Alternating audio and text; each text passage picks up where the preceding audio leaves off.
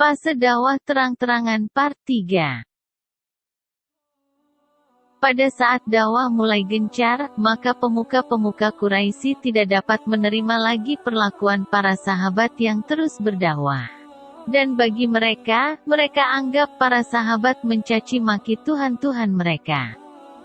Para sahabat tidak mencaci maki, para sahabat hanya berdakwah mengatakan, untuk apa kalian sembah berhala ini?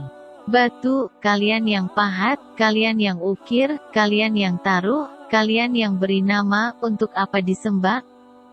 Kalian kan tahu ada Tuhan namanya Allah, kembalilah kepada Allah. Tapi mereka menganggap para sahabat mencaci maki Tuhan-Tuhan mereka. Lalu orang-orang Quraisy mendapati ternyata yang menjadi penolong utama Nabi Shallallahu Alaihi Wasallam adalah pamannya, yaitu Abu Thalib.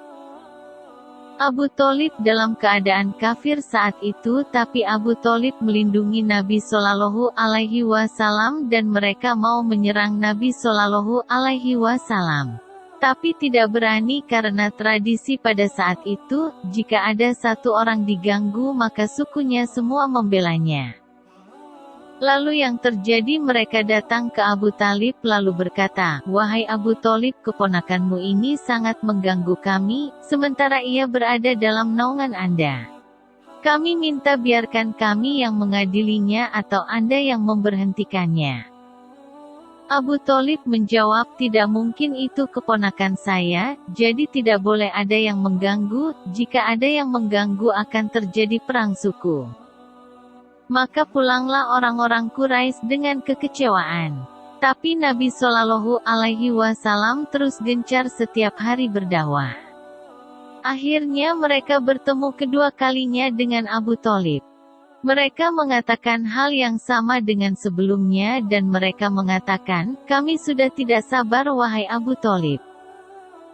Melihat keadaan sudah memanas, orang-orang Quraisy sudah mengatakan, "Kalaupun kau mau perang Abu Thalib, kami siap berperang."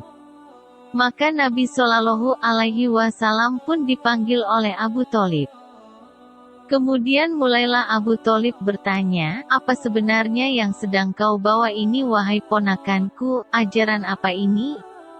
Maka Nabi Shallallahu Alaihi Wasallam menjelaskan semua tentang Islam. "Kalian kan sudah beriman kepada Allah, kalian tahu ada Tuhan bernama Allah, Allah mengutus saya memurnikan ajaran syariat, tidak boleh menyembah berhala." Dijelaskan panjang lebar kepada Abu Thalib sampai Abu Thalib memahami isi ajaran Nabi Shallallahu Alaihi Wasallam.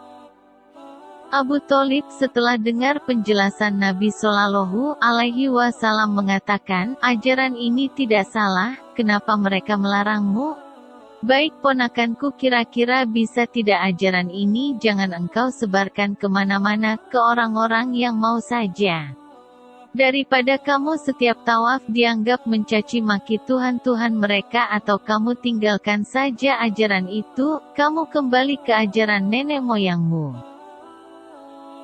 Nabi Shallallahu Alaihi Wasallam mengatakan kalimat yang membuat Abu Thalib akhirnya tidak bisa berbicara.